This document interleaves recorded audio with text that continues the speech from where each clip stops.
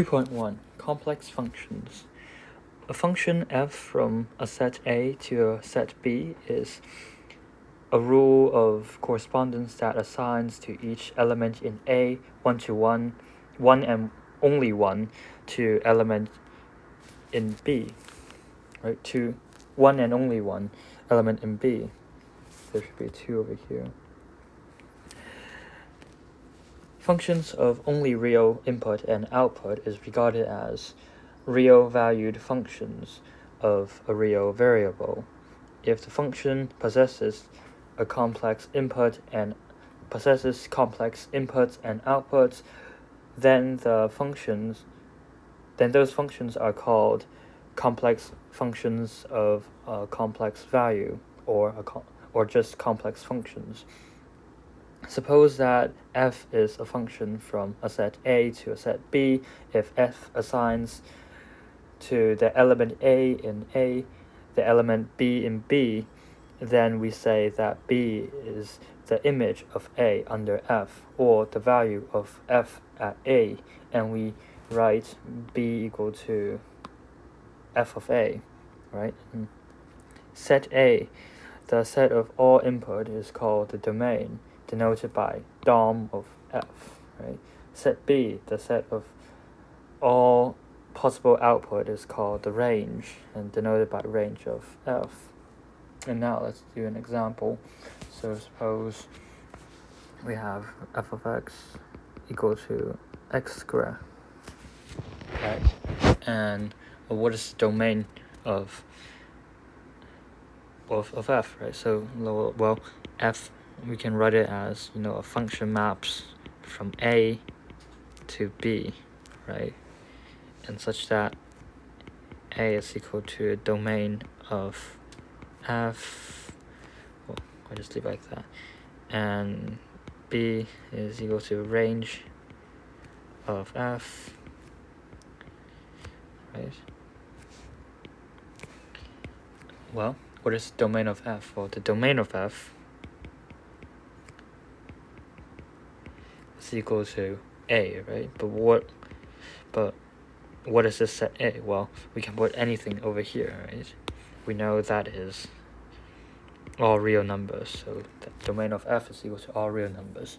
Well, now, what is set B, right? Set B, what is the possible output of this? Well, if we draw like this, right, it's better to have a graphical representation. If you draw like this, the smallest point you can get is just 0, right? And you can go up to infinity, right? Go to positive infinity. So, well, then we say x squared is always greater than 0. It's greater than or equal to 0. Then we say range of f is equal to the set over here, all right? 0 to infinity, right? This is the set.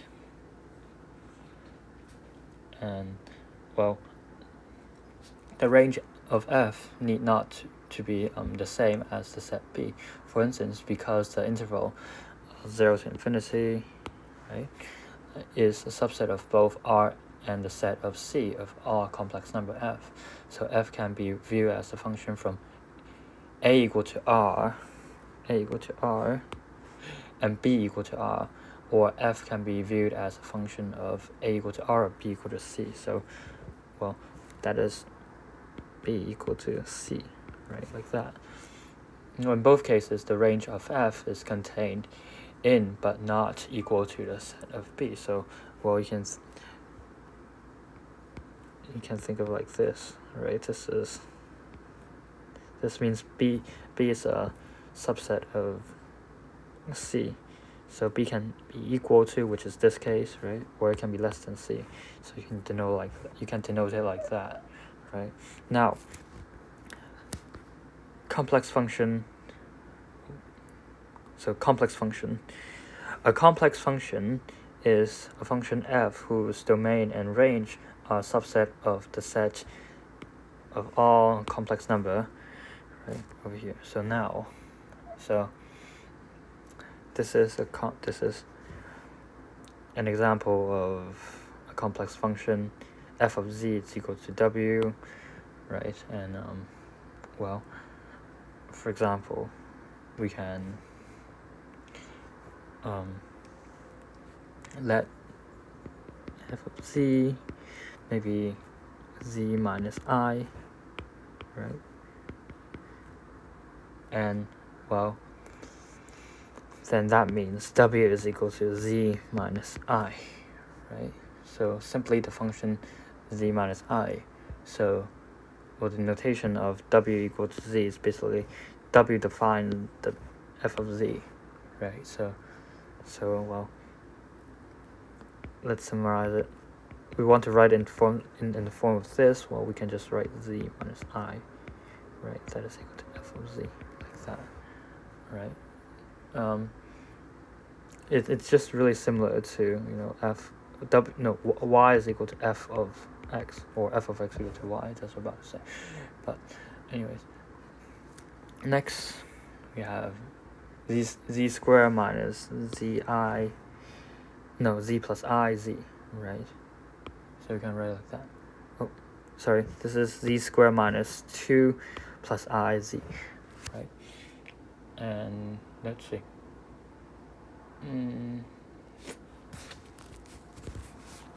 We can let this equal to z, right? And we can plug in some values, substitute some values, let z equal to I, right? That's really just equal to f of z plus 1I, and that is equal to, well, if we substitute this for z, and that is equal to, well, I squared minus 2 plus I equal to -1 minus 2I plus 1. Well, that is just -2I, right? And how about we evaluate another point? What is z? Z is equal to, well, 1 plus I, right? So that is equal to, well, 1 plus I, we substitute it in for z, and multiply by this. We have 1 plus I equal to 2I minus 1 minus 3I. Well, that is equal to, if you simplify that as -1, -I, right? And you can also define a function g of z, a complex function g of z, as the following manner. You can really just call it real z, right? So you can do it as a following. You can call it z plus 2 the real part of z, right? So now let's do some example. Let's plug in the same point, right? So let's say g of I, well, that is really just I, right? Substitute for I plus 2 real part of I. Well, we know there's no real part, right? So it's really just plus 2 0, which is equal to I, right? And now if we want to plug in another point, well, let's say something different like this. 2 minus 3I, that is, well, 2 minus 3I, that's in the position of z, and then you want to add the real part of 2 minus 3I, right? That's really just 2 minus 3I plus 2, real part of it is just 2, right? So that is 2. Well, that is just 6 minus 3I. So this is also a complex function. Notice that in real functions, we don't have something like this, right? We don't have just, we call it, just a real part of a real number. That doesn't make sense. So I think that is what's unique about real functions. And now,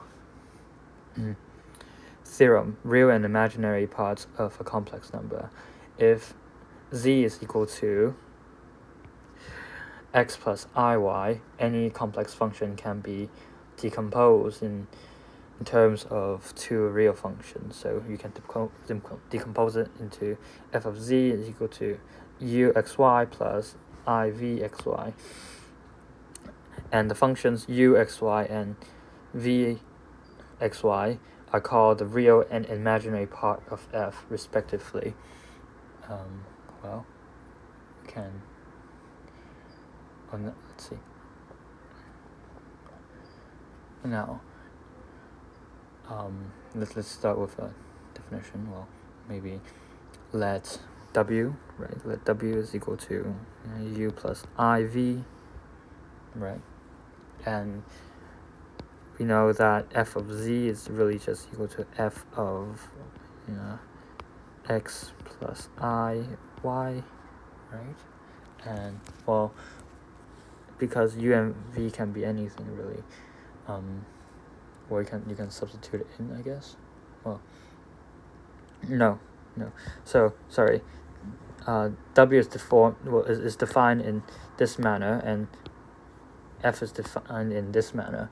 So let's define what f of z is. Well, let's make it z square, right? So that's a simple example, right? And then we know that f of z is equal to w, right? So we set w equal to the function, really just z square, right? But what is z square? Z square is, well, x plus I square, right? And well, if you multiply it out, that is equal to x minus y square plus 2xyi, right? But now we have to decompose into this form. So what is u of xy? So u of xy, that is, well, x squared minus y squared, right? And what is the imaginary part? Vxy, well, that is just, well, 2xy. Notice that I is just, it's already imaginary, right? So we can decompose it into a real part, and then, well, we can decompose into two real functions, and in this manner, right? Real part, imaginary part, really. Right, you just factor an I, then makes the imaginary part real. So now, I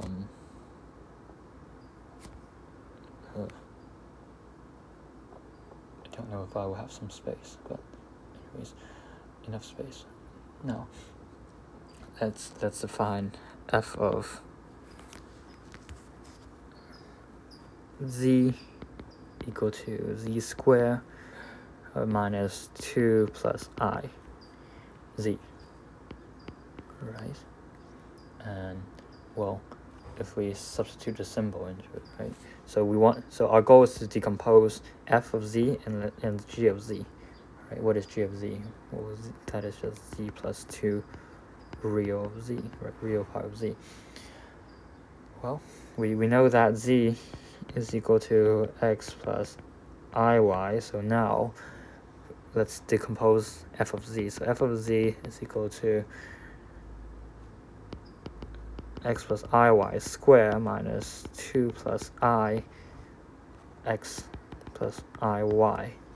Well, and if you multiply it out, that is x squared minus 2x plus y minus x squared plus, well, 2xy minus x minus 2y, and you can factor an I. Right, so now we have just composed into this form. So how about we group them, right? So we see that this is a part, and then this is also a part because it's multiplied by I. So now we say our u of xy is equal to the first part right here, right? That is x squared minus 2x plus y minus y squared, and our v xy is equal to, well, 2xy minus x minus 2y, right? And now let's do it for g, right? G is, well, if we substitute z, that is really x plus iy, and then you add 2 real part of x plus iy. Well, that is just x plus iy plus 2x, right? And that is equal to 3x plus iy. So our u of xy, that is equal to 3x, and our v of xy is equal to y, right? And now let's say, for example, we take, now if we're given u of xy, it's equal to xy square, and our v of xy is equal to x squared minus 4y cubed, then, well, we know that f of z is equal to u plus iv, or that is equal to, well, xy squared plus factor in I, right? Now you have an I over here, you didn't factor it, and then you multiply it by this over here, right? And this is the f of z, the complex function, right? And, well, so let's say it's equal to z. So now if you want to evaluate this point, let's say z is equal to 3 plus 2i, right? Well, that is really just, look over here, you have x is 3, multiply that by 2 square plus I 3 square minus 4 times 2 cubed, that is equal to 12 minus 23i. Right there.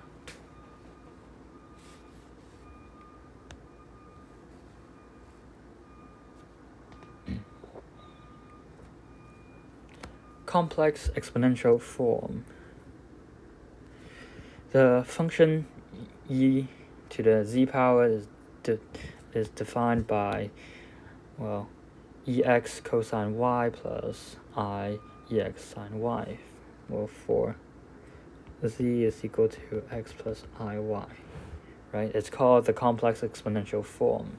So now if we want to prove this, well, recall that if we want to write it in a polar coordinates, you can write it in terms of z. Well, z is equal to r cosine theta plus I sine theta, right? And, well, recall that the previous session, it's really z, well, that is equal to e of x plus iy, that is equal to ex multiplied by iy, right? But this you can write it in terms of Euler's formula, that is equal to ex iy, y is equal to theta, right? So now you can write it in terms of, y over here, then you have I sine of y, right? And then you distribute it, that is equal to ex cosine y plus maybe I first, ex sine y, and that is equal to ez. If you copy over here, then now we have completed our proof, right? And now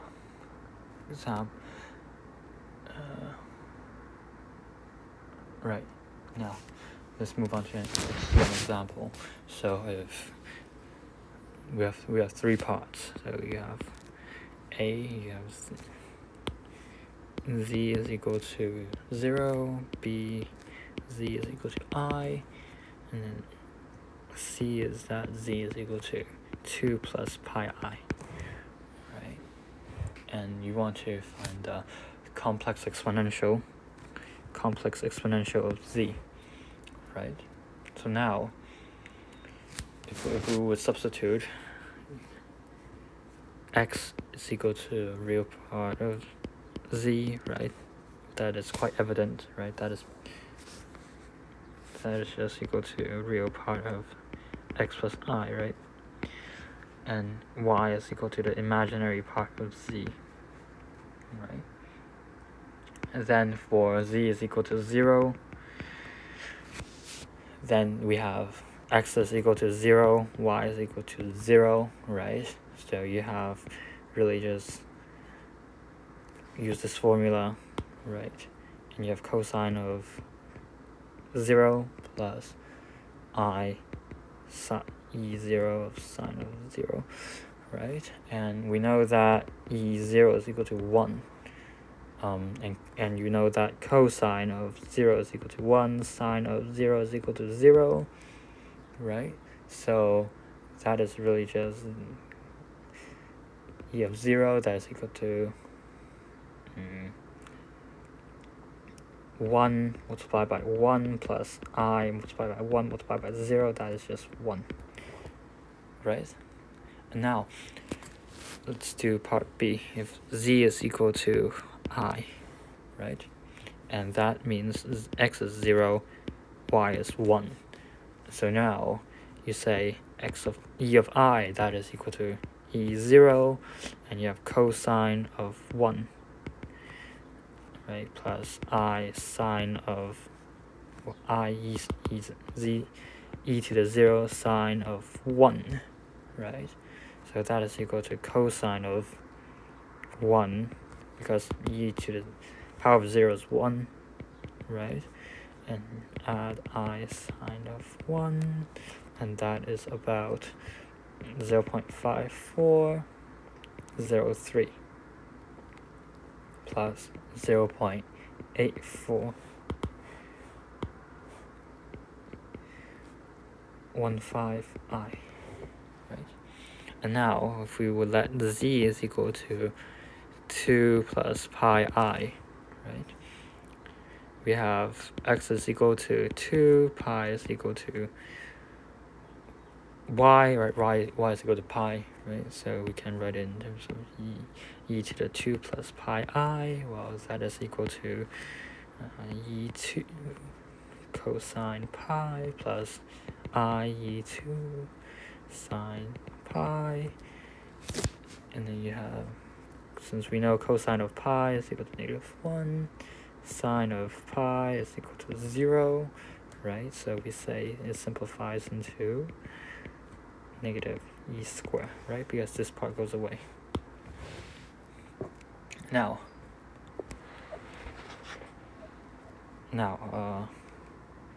what is this? Show. Well,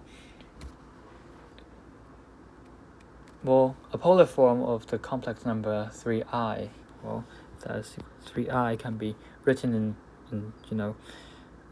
we recall that z is equal to r cosine of theta plus sine of theta. I often forget this formula, so I encourage you to copy it for multiple times. We know that the argument of I is equal to pi over 2, right? So that should be our theta. So now, and our r is just 3, right? Now, 3i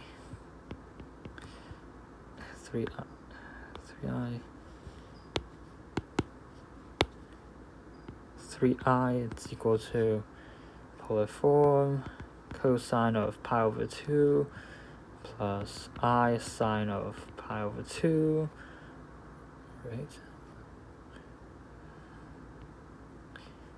And we know this can be written in terms of the previous theorem, right? In terms of this, right? So we can, no, not really, but we can write it in terms of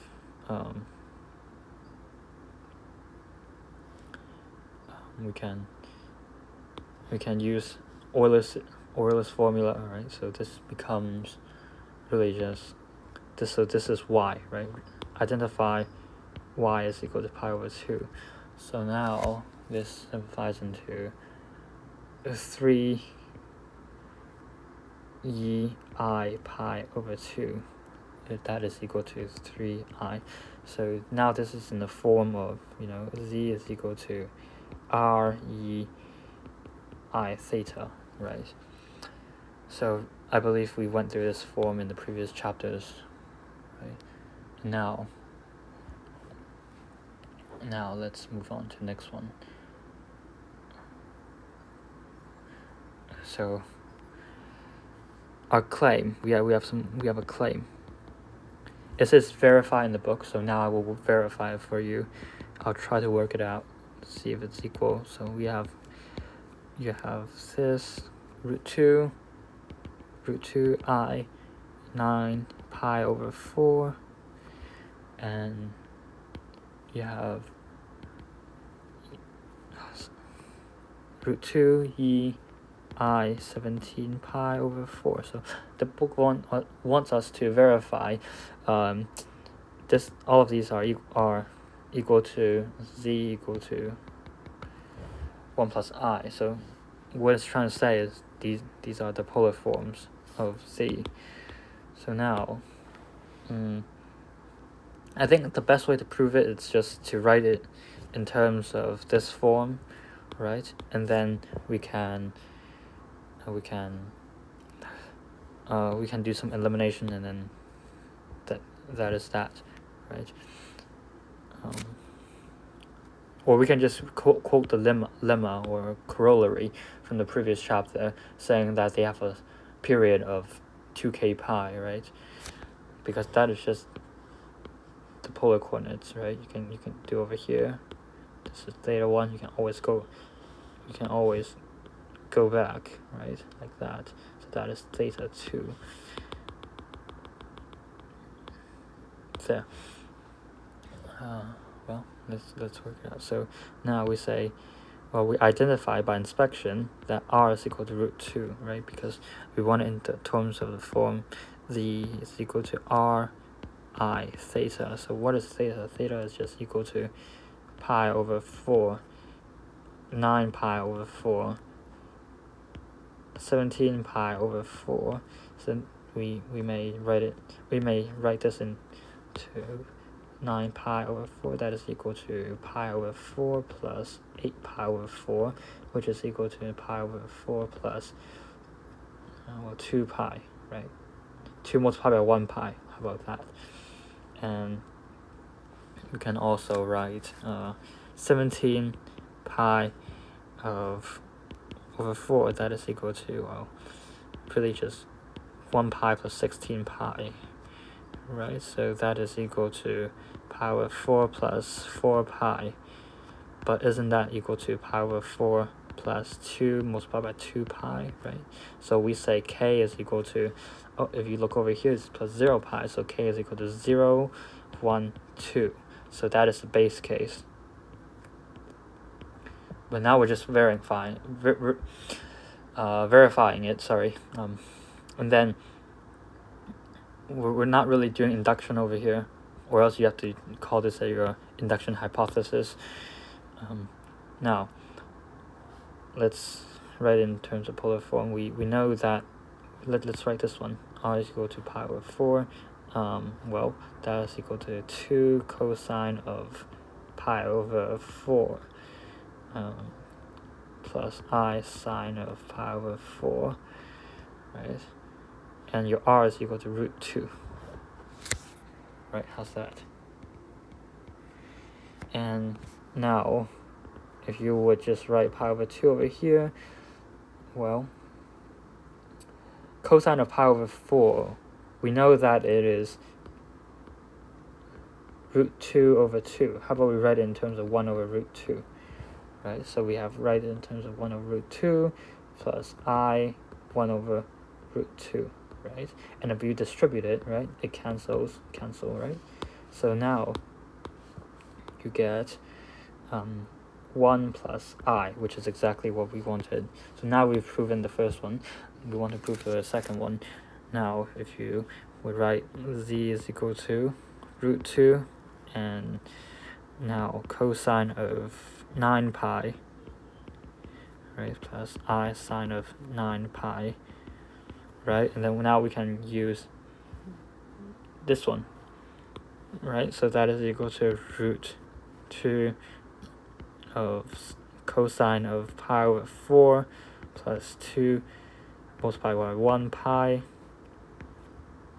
plus I sine of pi over 4 plus 2 by 1 pi, right? We know that cosine and sine have a pi cycle, so we can just automatically say this is equal to root 2 multiplied by 1 over root 2 plus 1 over root 2I that is equal to 1 plus I, right?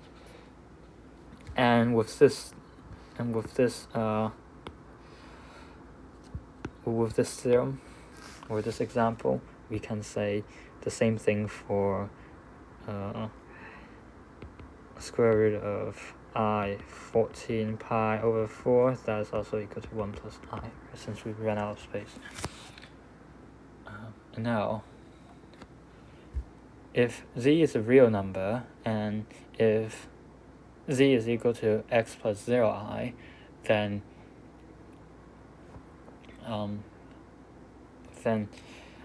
by the complex exponential form theorem, we say that, so if that you can simplify it really, so that is x plus 0i, right? And we see that y is equal to 0.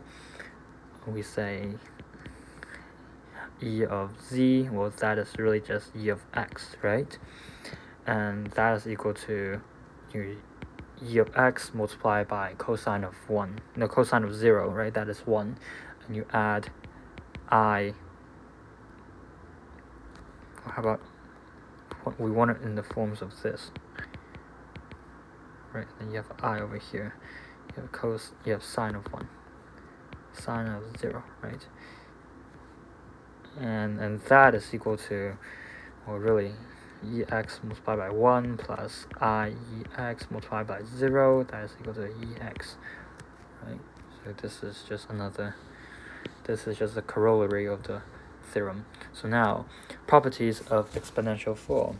If the exponential form is z equal to r e to the I theta power multiplied by theta power, then it possesses the following properties: e to the 0 is equal to 1, e to z1 multiplied by e to z2, that's equal to, if you add the exponentials together, say similarly for the division, for fractions, you can perform subtraction on the exponent, and if it's being raised to a power, you can combine the two power in terms of multiplication for n element of all integers, right?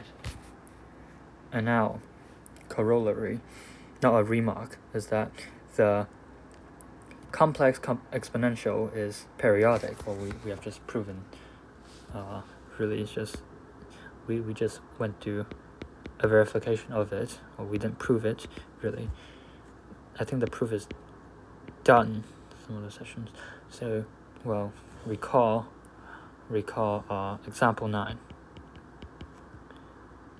Recall example 9, right? For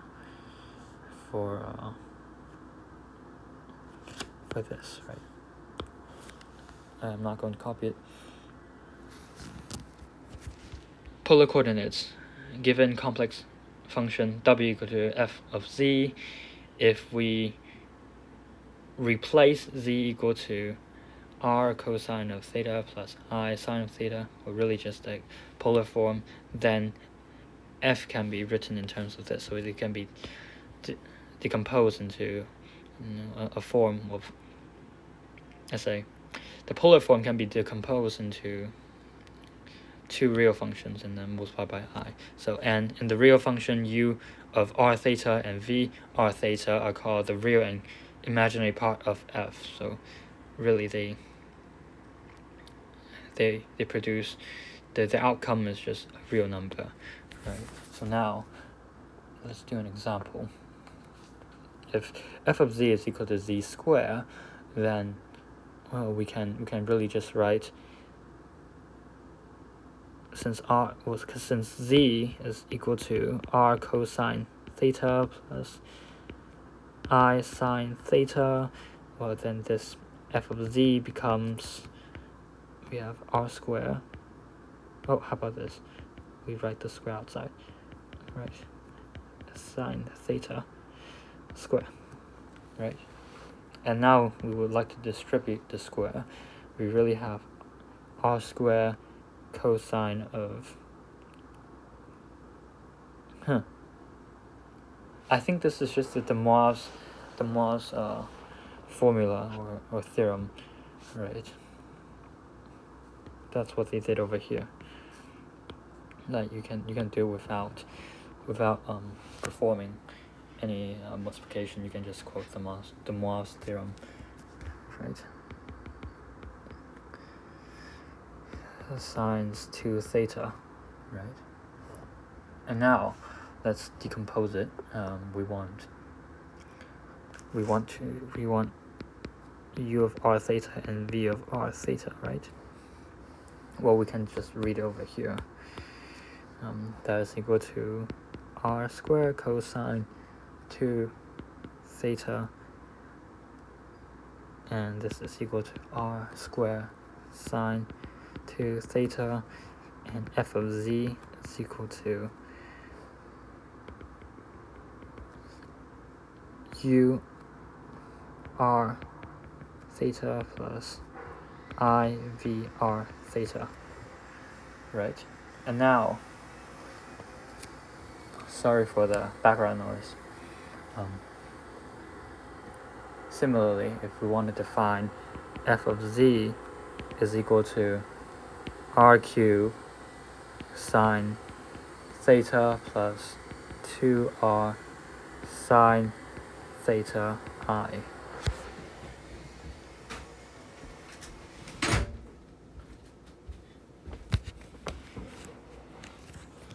Well then, if we want to examine it, but how about we decompose it first? So we say u of theta, that is equal to, it is important for us to be able to recognize it.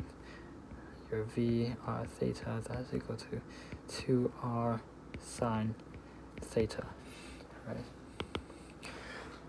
And now we want to examine the point. Z is equal to 2i, right? And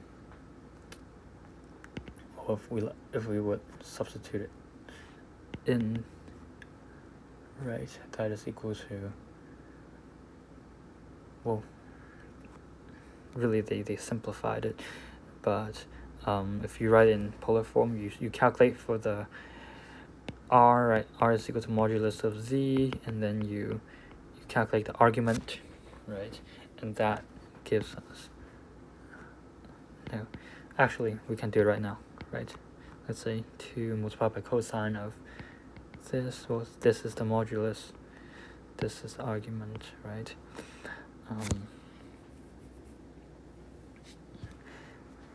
Plus I sine pi over 2. So now let's make up the work. So it's equal to 2i, right? It's equal to x squared plus y squared, that is equal to 0 plus 2 squared, that's equal to 2, right? And then you can find the argument similarly. And now if we would like to put in,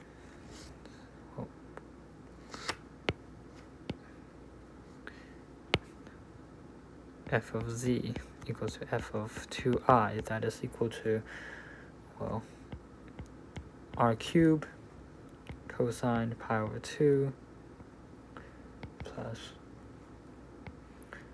2 multiplied by 2,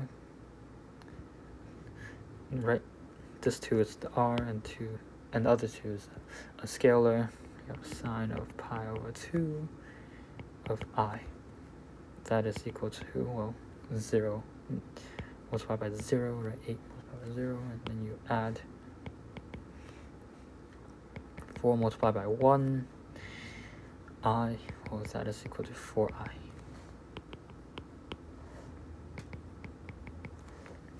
Right. And we have some more. Right.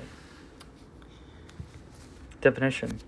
Real valued function of a complex variable are functions in this form: y equal to f of z, where z is equal to, where z is an element of the all complex numbers, and y is an element of real number.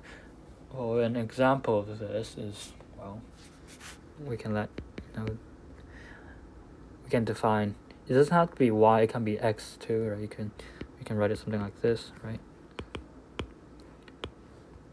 x is equal to x is equal to a real number of z, well, that's really just because we're taking in a complex variable. That's really just this. So this is a complex. This is a real valued function of complex variable. Or another one, you can write it like maybe r equals to modulus of z, right? This is also an example. But what is r? R is an element of real number, so this is also in the form of y equal to f of z, right? And now definition: complex valued function of a real variable are functions such that w is equal to f of t, where t is an element of real number. It is customary to express such functions in terms of the real value t, that is, wt is equal to x of t plus iy of t. So now, if we do an example, that is, well, we can name anything. W of t, that is equal to 3t plus I cosine of t. See, this is an example of a complex valued function of a real variable, right? Because t are variable, but if you do this is a complex number, right? So we can say that x of t, that is equal to 3t, and y of t is equal to cosine t. Well, you can also say that, we can also call it, let's remove the t, right? And maybe just make this t. Then now we can say x of t is equal to 3. You see, it doesn't have to involve a t, and then x of t is equal to t, right? And now we have an example. No, we have an exercise. Exercise 36. I think it's quite important, so I'll do it right here. All right. It says, let f of z is equal to e to I z plus negative, e to the negative I t z. Negative I z over 2, right? Now, first we want to show this is real periodic 2 pi, right? That means it possesses a real period of 2 pi. So how do we show that? Well,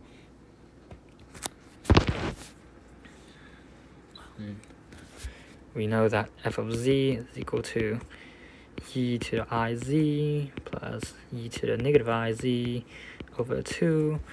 And, well, that can be written in terms of, we have our original thing, our original theta, which is z, right? We can also add 2 pi. We can also add 2 pi, or we can add k2 pi, 2k pi, right? By our previous lemma, our previous theorem. And then we have negative I. We can also add 2 pi over here, right? Because we want to find 2 pi, right? It's not 2k pi yet, because, well, that is what part A is to show, right? And that is equal to f of z plus 2 pi, right? It's just by invoking our theorem, so we may conclude just by this step, f of z is equal to f of z plus 2 pi, right? So A is really done already, but let's do some more detailed proof, right? Perhaps let z equal to x plus I y, right? So we know that f of z plus 2 pi is equal to, well, ei of 2 z plus 2 pi plus negative I z plus 2 pi, right, all over 2. Well, and that, but what is z? We can substitute z for this. We can have x plus yi plus 2 pi, and then you can add negative I, x plus yi plus 2 pi, right? And you want to divide by 2, right? But how about we do some simplification, because we know that I square is -1. So we know that the y terms will not include a 1, so we can pull the y out. So really that is equal to e to -y, right? That is I squared, the contribution of I squared. We can do x plus 2 pi. And similarly, we can have e to the y plus I -x -2 pi, right? And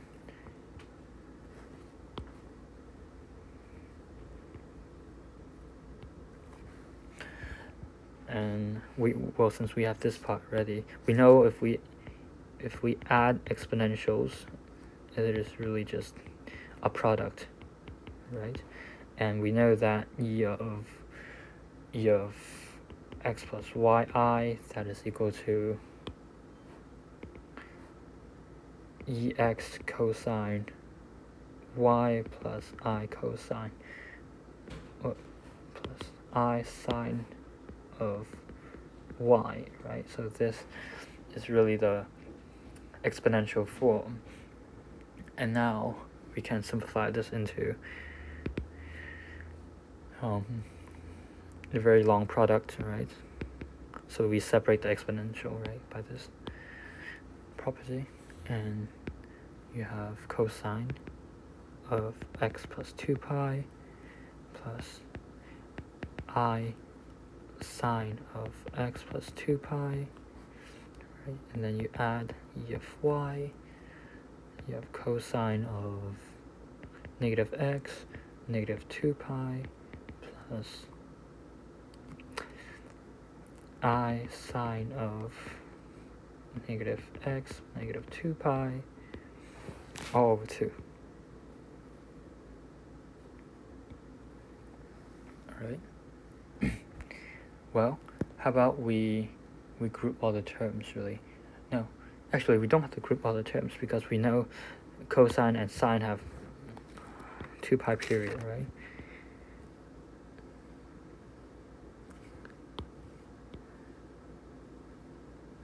So this is 2 pi, right?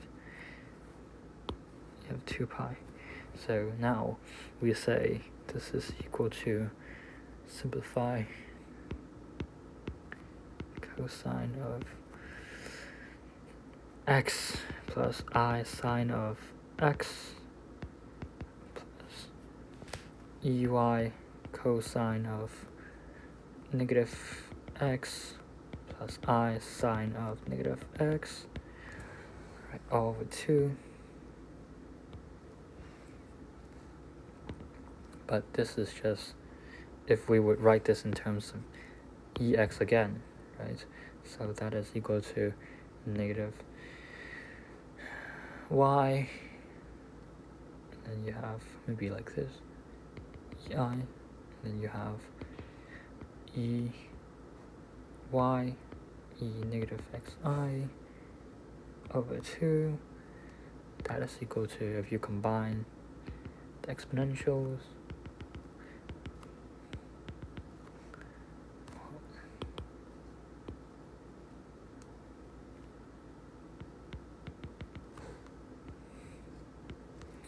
well, we can also pull out an I, right? Because from negative sign.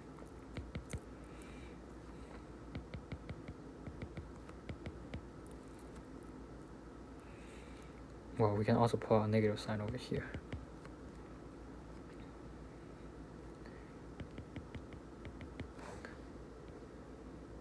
Right? But this is just equal to IZ,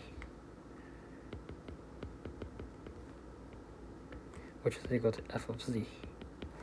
Right, so now we've just proved it. Now that is just part A. But now it says, what is part B? Part B is let z be real. That is z element of real number. If z is a real number,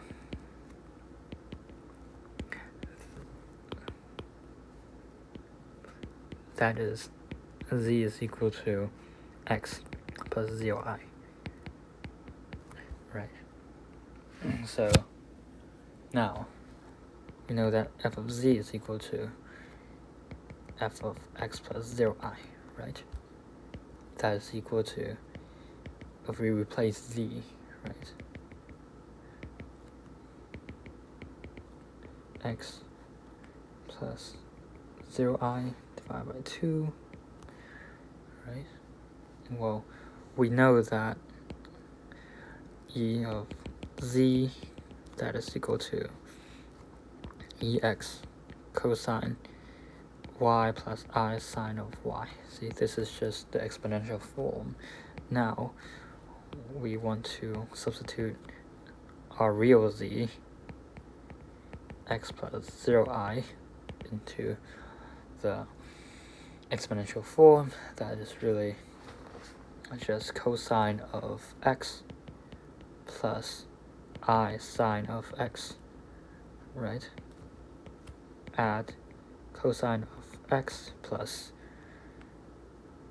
cosine of negative x, right? Cosine of negative x plus I sine of negative x over 2, right? And now, if we would group them together, right? Well, before we group them, maybe you can pull out a negative sign, right? So we know that f of x plus 0i, that is equal to cosine of x plus I sine of x plus cosine of x, because, well, cosine is an odd function. No, an even function, and this is sine is an odd function, right? So cosine of negative x is equal to cosine of x. You can pull out the negative sign. Now, if you would combine it, you get 2 cosine of x minus, well, plus 0, really, right? That is equal to cosine of x. So therefore, f of z equal to e negative theta minus plus e to the negative I theta over 2 is the complex definition of cosine of theta. So now we have extended cosine into the complex plane.